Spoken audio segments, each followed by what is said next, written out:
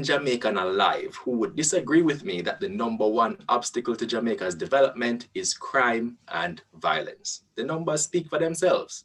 Almost 1,500 murders per year for the past few years.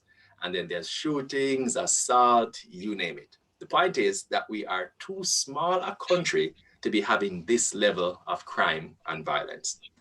Obviously, we needed to stop, but more and more, it seems that it's a much more complex issue than most of us think it is.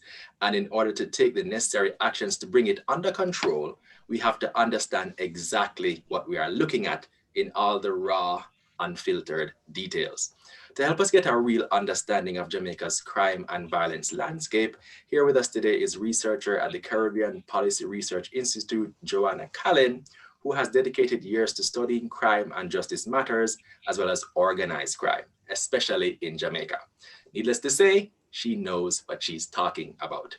Welcome, Joanna. Hi, Vaughn. Thanks for having me. All right, great. So we want to get a little into the backstory of we understand that you did some research recently on gang violence and the whole violence landscape in Jamaica, criminal violence rather. So I want you to give me the backstory on what fueled that research, and then we're gonna get into the individual findings. But give me the idea of where that came from to begin with. So the gang report that was released earlier this year was part of a bigger research project that was funded by the UK's Department for International Development in partnership with CAPRI. Mm-hmm. And there were 4 reports that were published overall. And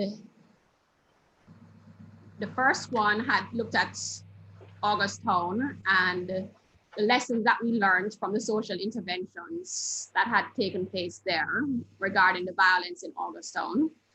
The second report had to do with the violence in Montego Bay that was scamming related. And that in and of itself was an intricate matter.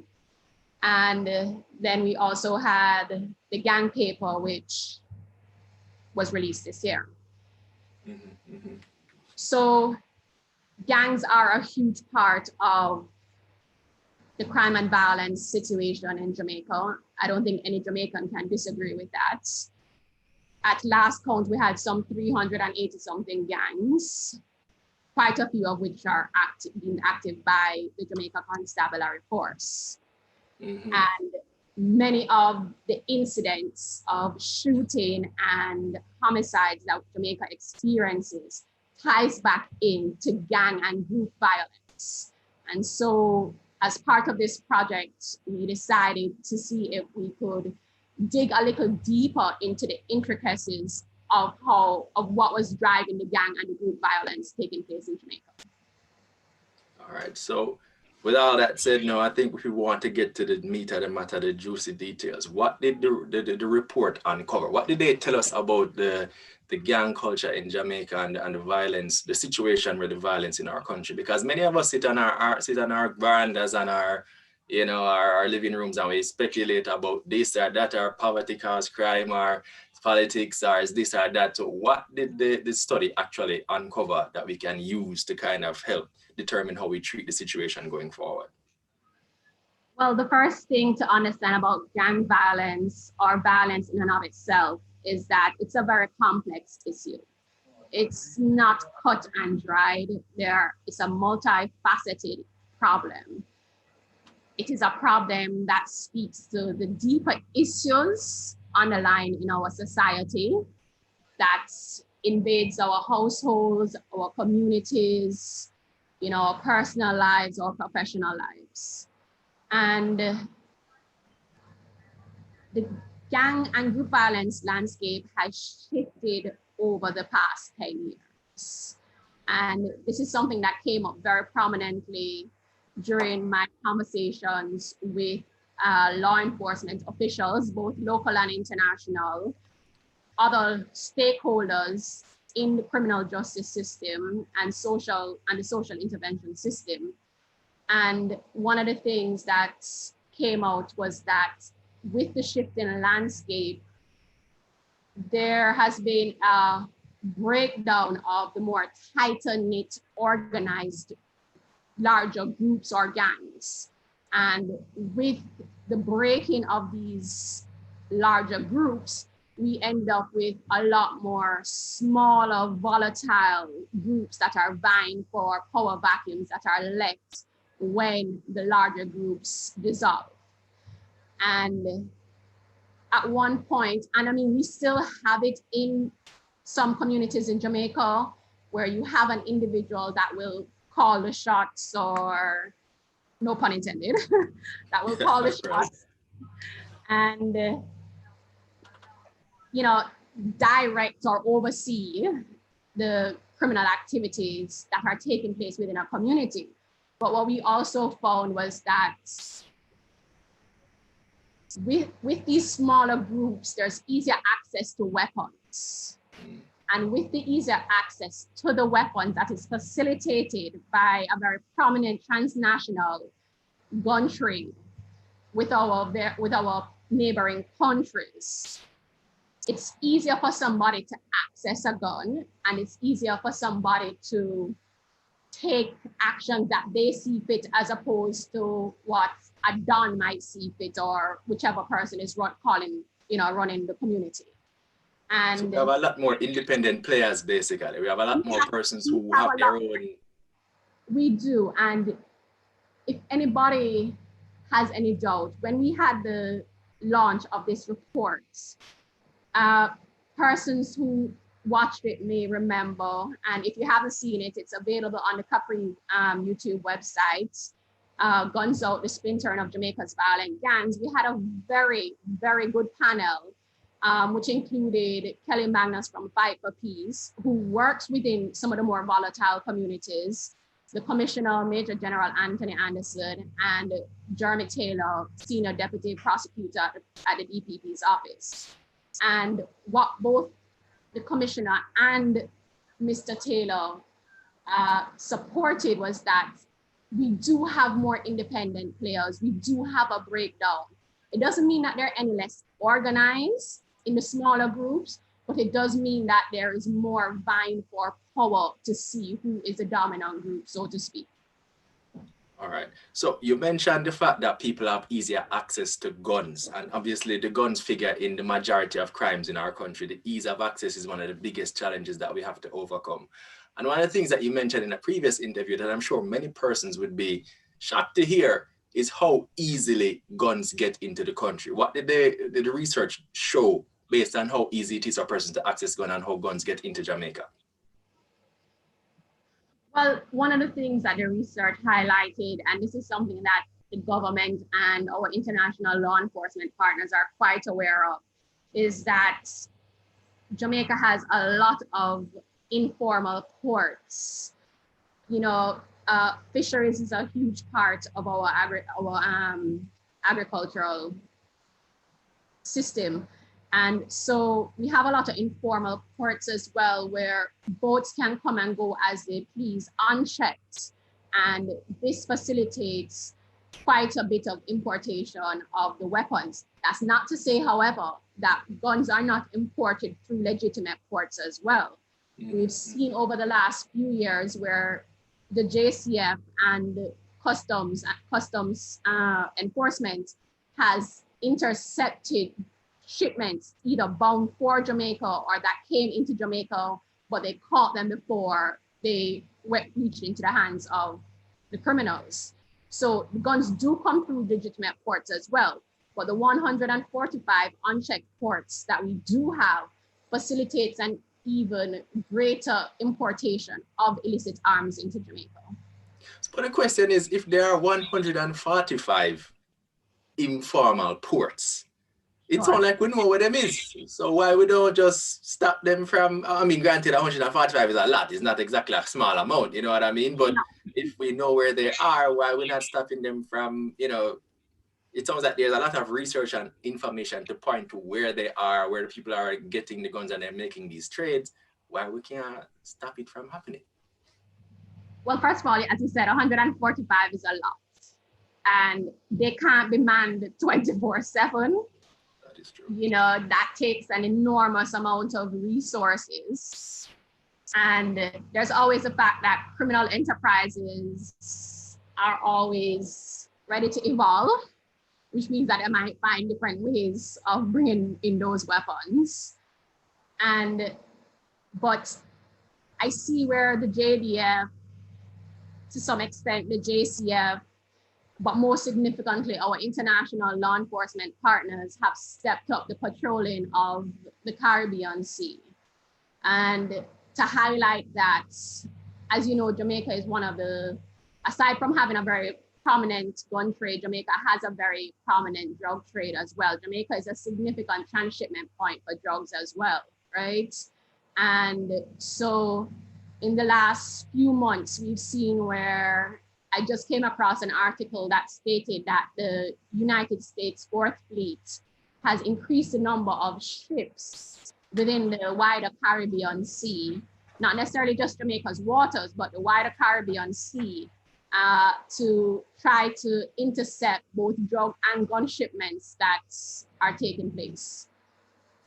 All right. So one of the things I also came across is that it says Jamaica has the second highest murder rate in the Latin America and Caribbean region, with 47 murders per 100,000 people, compared to 6 per 100,000 people. Is this accurate? So the 6 per 100,000 is the global average. So the global average? It's the global homicide average. And if anybody's interested, they can go and read the United Nations, the UNODC 2019 homicide report that was released, which is where we got the data from. Jamaica featured in that report because of our significant murder rates. And it's important to know that we come in only second to Venezuela, who is in the midst of a civil crisis. Right. And as such, the report numbers that are coming in from Venezuela that is being used to tally is not necessarily accurate, because of the fact that Venezuela may not have the best relationship right now with external partners. Right? So you're suggesting that we could be number one, basically, is what you said. It sounds like that's what you said. I am not going to speculate. I can't do that until I see figures. But at the end of the day, we do need to understand that some of the other Latin American and Caribbean partners may not necessarily be in a position to account for their homicide rates the way that Jamaica is. You know, so we may be higher, we may be lower, depending on which country you're looking at. But the reality is, at the end of the day, we don't know what their ability is to record and report their statistics, or even their willingness to share those statistics with the individuals that do these rankings. No, with 47 is a high number. I mean, realistically, 47 per 100,000 as compared to us, 6 per 100,000, which is the global average. That is a stark difference. You know what I mean? So it begs the question of, what are some of the factors based on the academic research that would allow that? I mean, we mentioned that the accessibility to guns and then the splintering of the gangs, and basically each one of them trying to assert dominance and therefore trying to get rid of the other ones and so on. Is it a situation where they are getting rid of each other, or is it primarily that civilians become the victims in this kind of situation? It's not just civilians. Here's the thing. Gangs are a product of our society. Gangs are a product of any society. We have an underlying culture of normalized violence in Jamaica, and it's a reality that we can't escape. It's violence that permeates every aspect of our lives in many of these communities. We deal with issues in a very violent manner. We see where there are high rates of interpersonal violence, high rates of domestic violence, intimate partner violence. When I did the presentation for this report in March, I closed off the presentation with a figure of 19,348. That comes from a Ministry of Health report that indicates that 19,348 persons were treated for intentional acts of violence across public medical facilities in Jamaica. when you look at those numbers again for previous years, they're no better. There's one year it was 17,000, another year it was 16,000. The reality is that these are intentional acts of violence, everything from gunshot wounds to stabbings to assaults with a deadly weapon, sexual assault. That figure, I think, more so than our homicide rate, underscores the issue of normalized violence within our society. And I think if it is that we're going to address our homicide rate in any way, I think we need to start working with those figures that were of intentional acts of violence that take place in hospitals, so that we can try to address the underlying problems that are causing those intentional acts of violence. That's a little shocking, meaning that even as much as we're bristle when we hear the numbers of the shootings and the things that make the headlines. So it's more so the stuff that doesn't necessarily make the headlines that's really, I would imagine, pushing things in a particular direction, showing that we are actually, it's not just the gunmen or the criminals or the gangs who are, to blame, so to speak. It's us, in the sense that a lot of violence, a lot of things just have violent responses, even when we could be using dispute resolution or alternate methods of conflict resolution to address a lot of our conflicts and so on in society.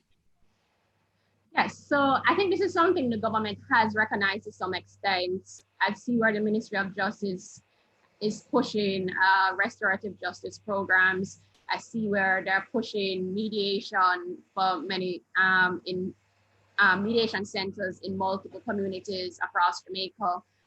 We have got to find a better way to resolve our personal issues, because our homicide issues that many think is very disturbing, even more disturbing is the reality of the number of intentional acts of homicide, intentional acts of violence, that take place, that are treated in our hospital, that take place in our society.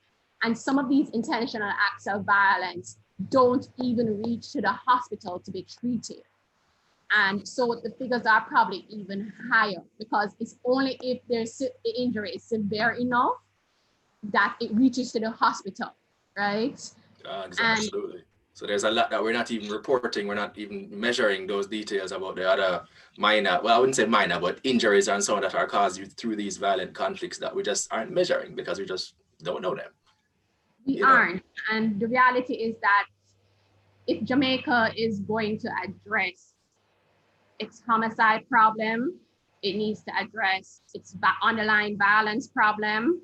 It needs to address the underlying social issues that are taking place, not just within the communities, but within the households that build up these communities, and these communities that build up the wider Jamaica. All right, so let me just bring in persons online. Tess Smith, thank you, Tess, for your question. Says, do we need to address the psychological well-being of our nation then with the data coming out? I guess just, I think he's also, or a Tess, I'm not sure if it's a man or woman, but anyway, I think the idea is that you as a citizen, what do you as a citizen do when we're all here, we live here, this is our country, we love it, those of us who want to stay and so on, faced with information like this, that basically suggests that we are actually a far more violent society than we'd like to admit. So how do we then pivot and move in a direction that can address this? You know what I mean? You live here, you're a Jamaican, and what did this do? What did this information do for you? What kind of response did it trigger for you when you were presented with this information? Well, I think we need the government and even the JCF for its community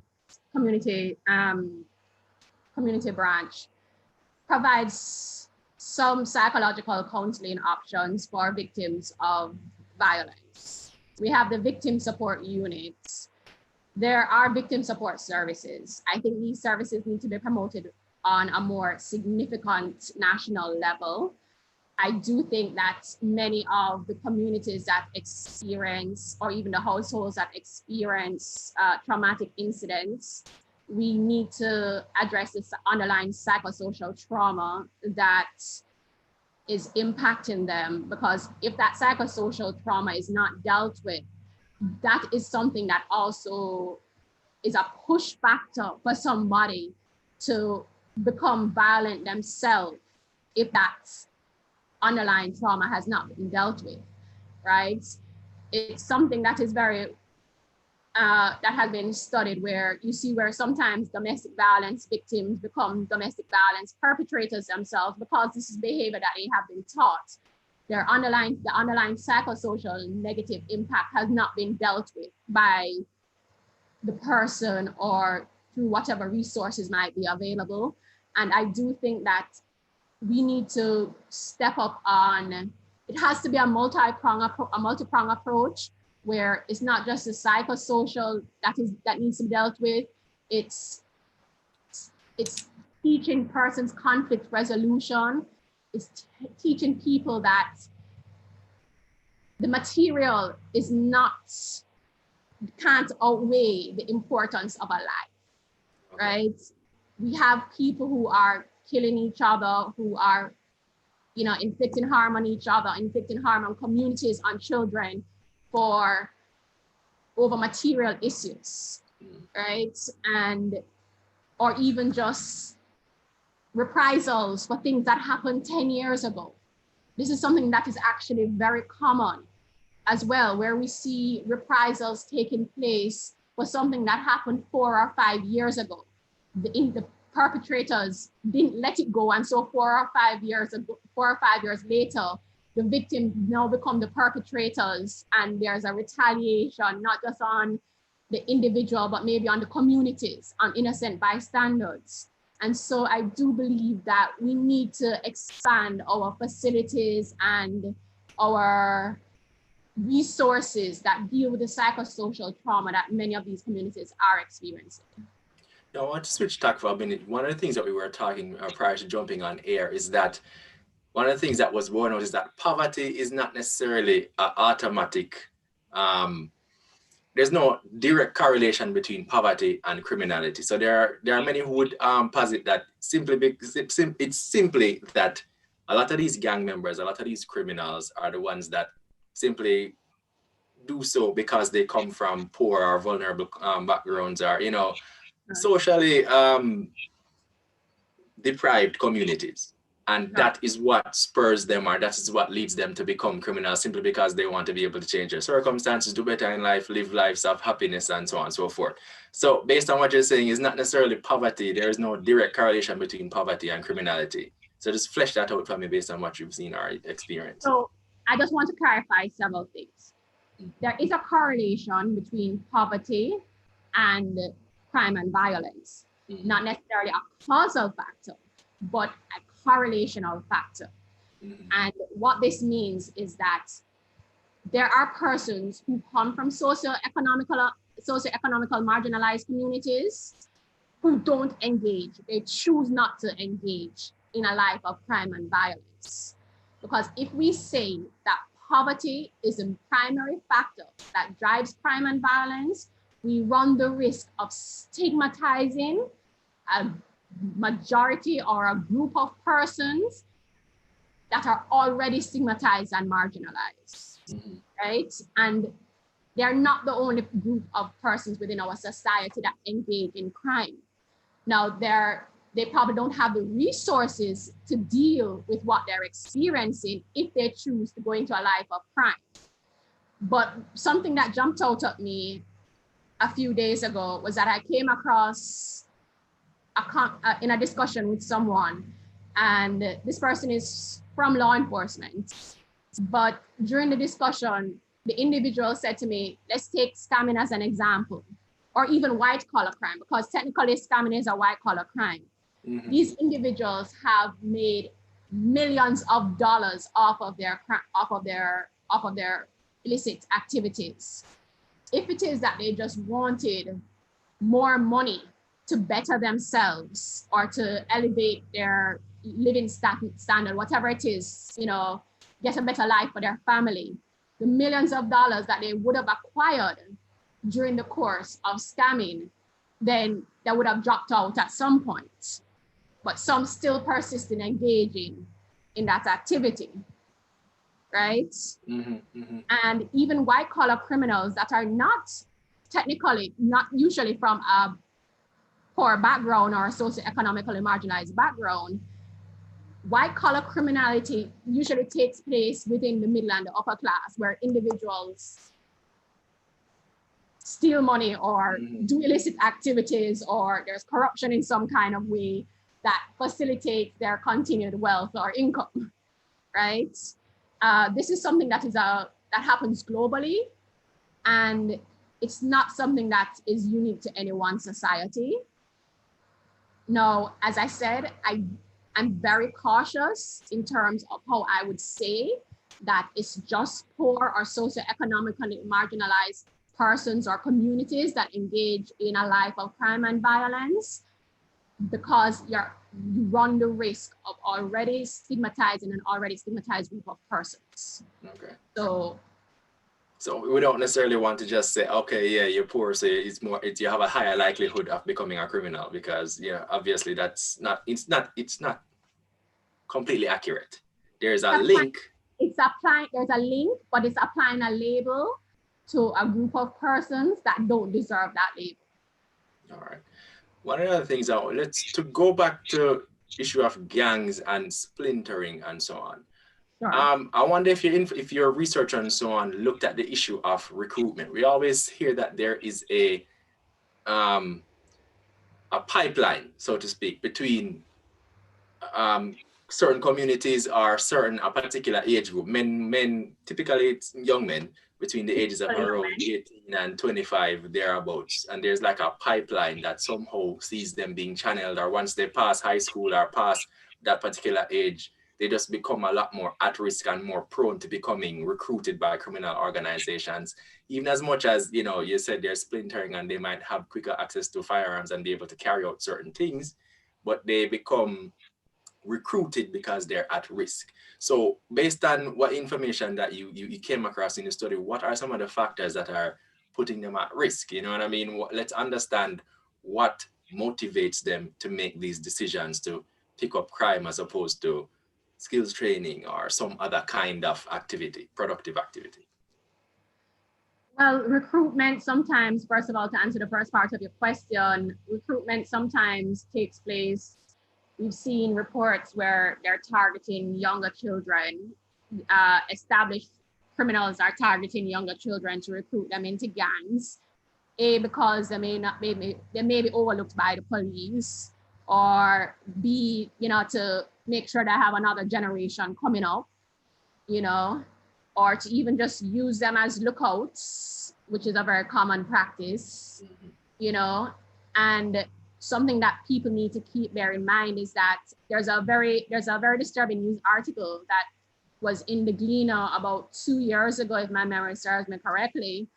I believe it was in October 2017, where in a span of 2 years, between September 2015 and September 2017, some 1,400 children under the age of 18 had been arrested for serious crimes.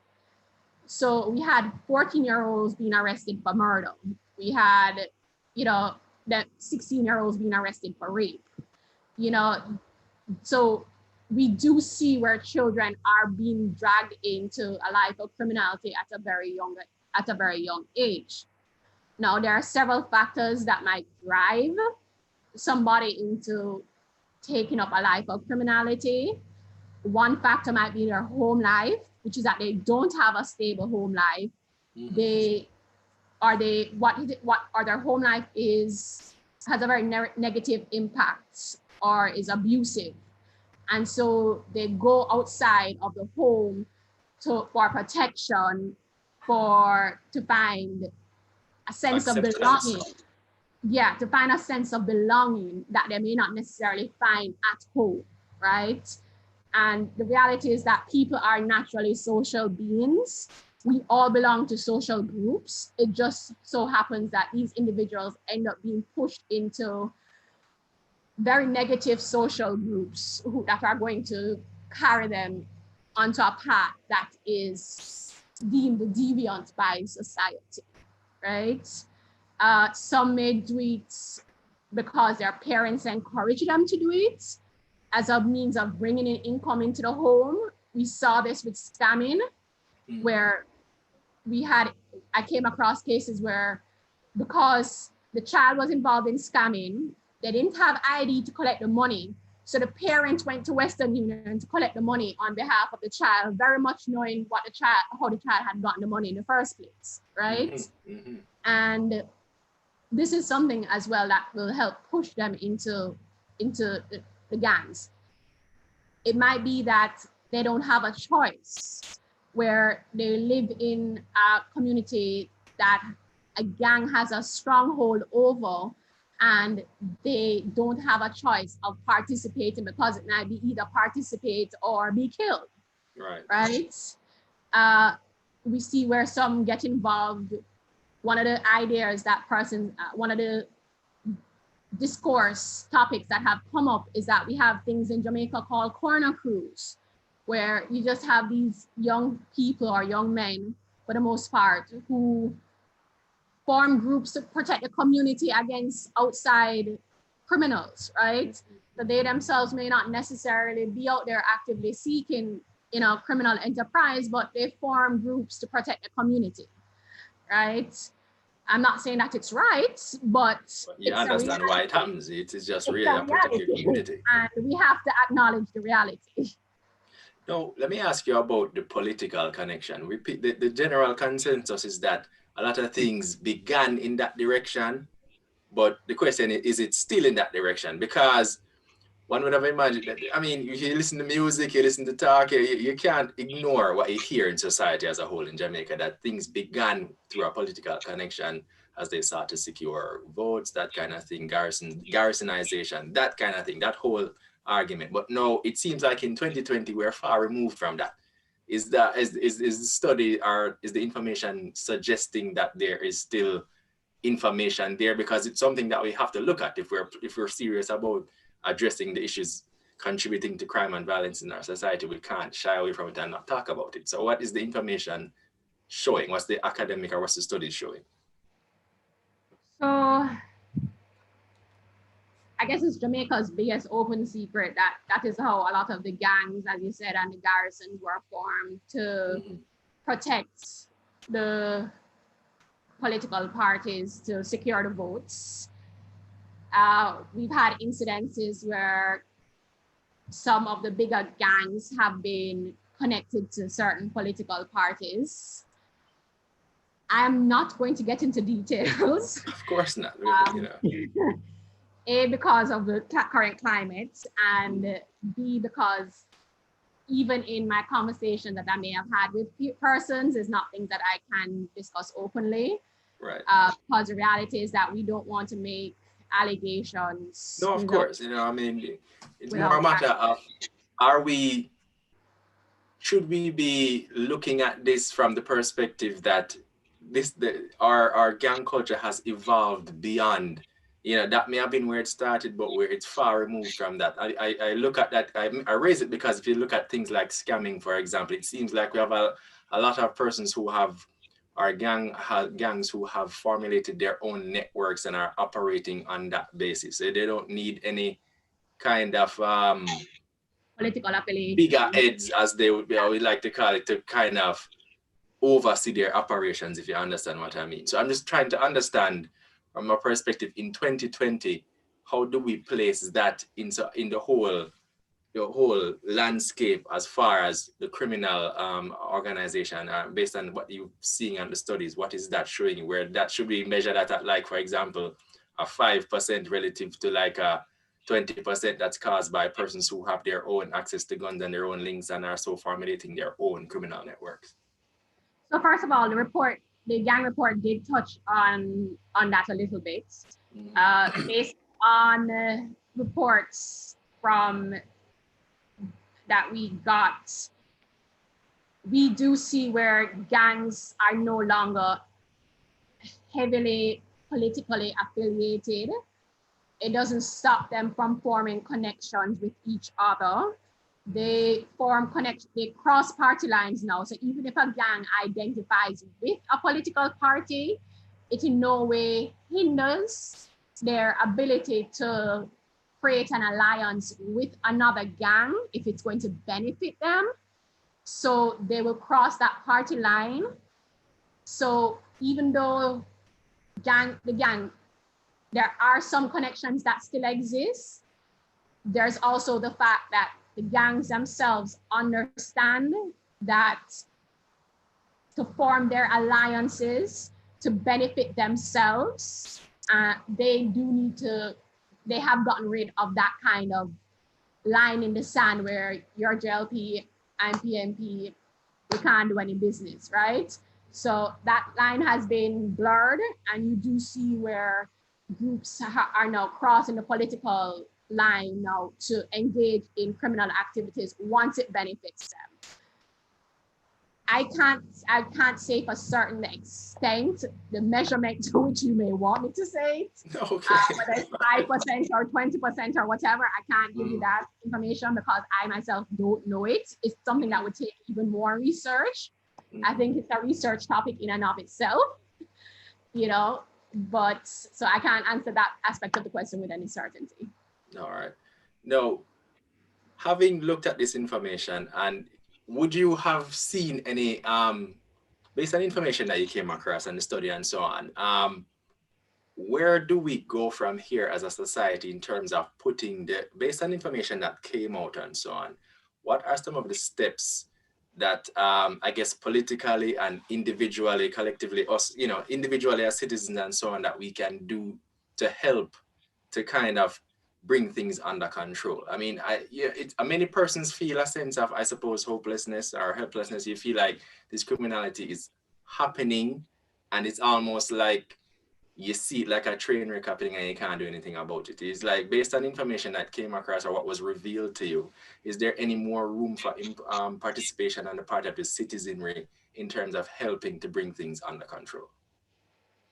Okay, so I'm going to answer that question in two parts.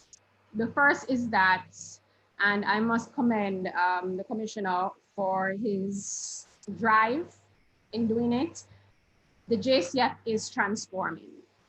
Even if by slow increments, it is transforming.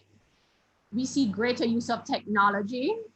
We see greater use of intelligence-led operations, where they are making attempts to become more proactive as opposed to reactive. And that is in part to addressing the evolution of the JCF. It's increasing the capabilities of the JCF, right? It is something that is long overdue. It is something that should have happened a long time ago. We are currently in the 21st century, and we still see where police stations are writing reports in logbooks, right? The question then becomes, how do you tie a report that has been made about somebody to maybe the individual being arrested on the other side of the island? We saw a report the other day that JCF had on Twitter that I came across, where they arrested somebody for one crime, ran his fingerprints, and realized that he was tied into another crime. This is the kind of technological use that is needed by law enforcement to start making progress on solving crimes in Jamaica. Now, there's a flip side to it, which is that there's still a lot more room for improvement. In recent weeks, we've seen where certain criminal elements have been taken out by law enforcement. And with those criminal elements being taken out, we see where some of these cases are being solved. We see where community members are no longer afraid to come forth to say, listen, this person did this, right? And so they're able to close some cold cases that existed before. The reality is that many of these communities are still afraid to provide the evidence to JCF that is needed, because JCF is not in a position fully right now to provide the necessary victim and witness support that is needed to get the evidence from community members. And so there's still a lot of work to be done on that front. And the reality is that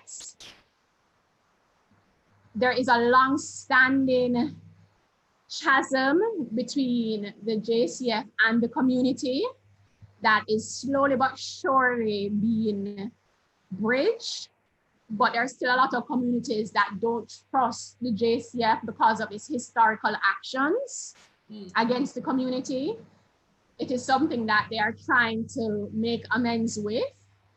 And it's going to be a very slow process, but it is still a process that has started in some instances, but still needs to move forward.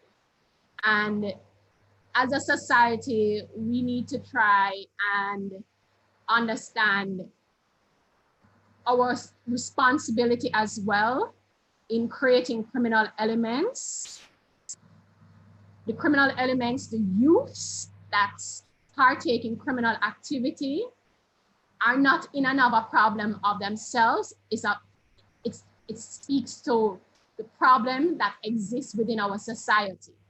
It speaks to, they are a product of what society, we as a society have created. And so some very frank discussions must take place, both between the JCF and the communities, but also within our communities themselves, to try to find a way to address it. Now, one of the things that stood out for me was that when we did the Augustown study, one of the things that really, really hit home for me was that there was an incident that took place for murder, and the mother of the perpetrator actually escorted the perpetrator to the police station to turn himself in after discovering what it is that he had done. It takes a lot of strength for a mother to turn her child in. It's going to take a lot of strength, a lot of soul searching for communities, for law enforcement, for society, for our government to address the underlying barriers and issues that are preventing us from moving forward to address crime and violence in our society. All right, so I guess there's a lot more work to be done from our end to restore the relationship between us and the police, and use that as the basis on which we can make a greater impact in bringing crime and violence under control, essentially. We need to work on that relationship. I suppose there's work that has to be done on our part as the citizens as well, because, you know, it's easy to throw up your hands and say, boy, it's the police responsibility. They're the ones who are supposed to be bringing crime under control, because it's just easy, it's convenient, you know what I mean? It's like, hey, it's their job, you know what I mean? Let them do it. So we have to work on that relationship between both sides and see if we can bridge the gap and maybe somehow empower them to bring the crime back down. You know what I mean? Sure. All right. One of the things I wanted to look at is that it seems that in response to, or one of the things that has been happening a lot, as you can, it's been all over the news, it's been the way of the approach through our zones of special operations and states of emergency, so on. We utilize these enhanced security measures to try and bring particular areas under control. And based on what I was reading, it seems as though, even as though it has the benefit of bringing crime under control in the immediate term, it affects the long-term security of the community, and I suppose the island as well, if certain interventions don't follow it up. You know what I mean? So I wanted to, it seems as though splintering can happen, and then that can lead to spillover in other areas, other parts of the country, if we don't approach it in a particular way. So I wanted to look at, I understand that your study looked at that. I wanted to understand what were some of the findings that came out of that particular area of the study in terms of the long-term impact of enhanced security measures. Okay, so I'm going to break this down into two parts. The first is the zones of special operations and the state of emergency, which is about to end as well. Now, regardless of whether it's a state of emergency or the zone of special operation, increased police presence or increased law enforcement presence, which includes the JDF in this case as well, can cause crime migration. So once it is that the announcement is made that an area is going to be under, heavy law enforcement presence, once the criminals find out beforehand, they're going to migrate to another community for safety, right? And so I haven't really studied it in depth. The report touched on it, but it didn't study it to the extent that it needs to be studied, which is the impact that the enhanced security measures has not just on the community where it's taking place, but on the surrounding communities as well. Is there increased criminal activity taking place in the surrounding communities that are under the zones of the enhanced security measures? And even the police presence there does not guarantee. We've seen a couple of instances where even the security presence there has not deterred the activities of some of the criminals in these communities, right? And I'm not going to sit here and say they've been effective. I'm not going to sit here and say they've been effective. Preliminary numbers released by the Ministry of National Security indicate that there has been some decrease in some of these communities.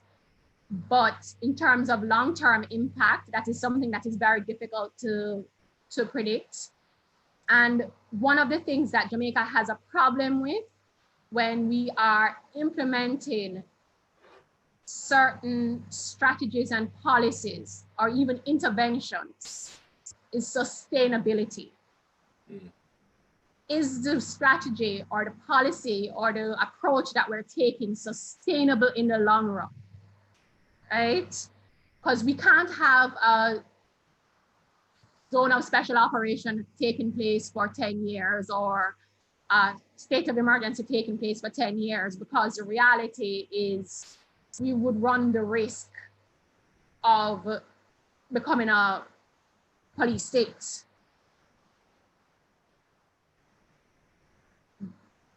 If it is that it's a short-term measure or a measure that is used to cushion the implementation of sustained social interventions, then that's fine. But it can't be the be-all and end-all. It has had some impact, and I can't speak to it because I don't live in those communities. I'm not directly impacted by it. So the persons who live in these communities would have a different opinion on it. We've seen in cases where an enhanced security measure has been put in a community and the community welcomes it. These are the people that live in the communities that welcome it. But again, what impact does it have on crime migration and on neighboring communities when criminals decide to go and stay with another gang or other gang members or other family, friends in other communities, and then they start wreaking havoc in those areas. And so, especially for the zones of special operation, where you are, part of it is supposed to be the building phase, specifically the building phase of the zones of special operation.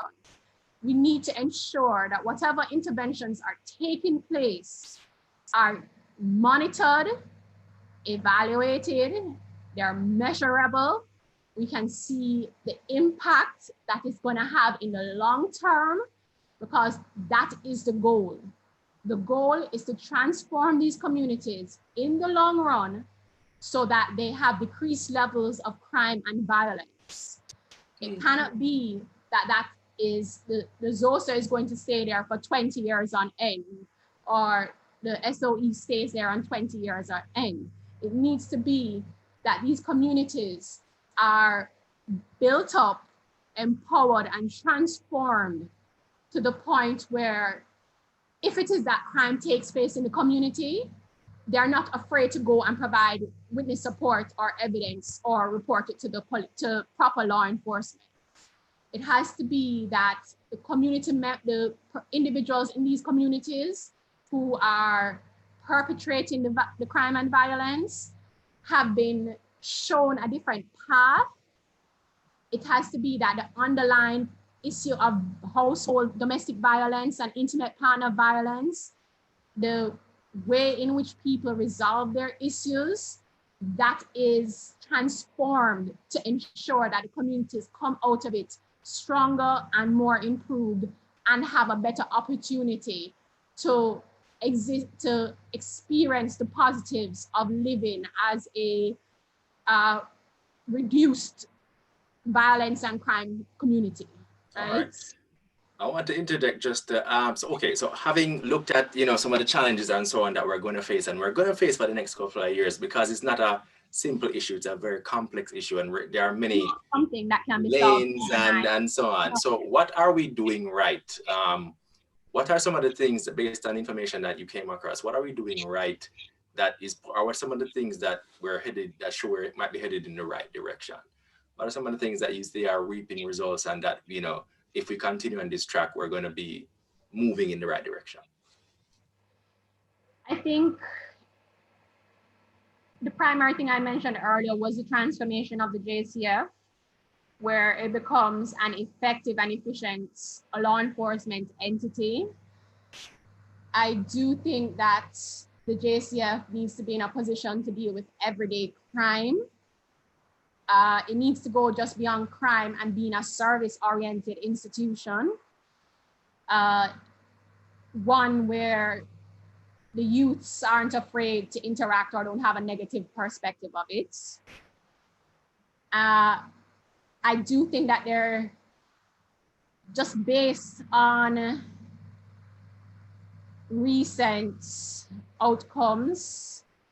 I think the DPP's office and the relationship with the JCF needs to be strengthened a bit more so that we have more evidence that can be used to address individuals who are brought before the court to face their charges for their crimes. There has been some improvement in that.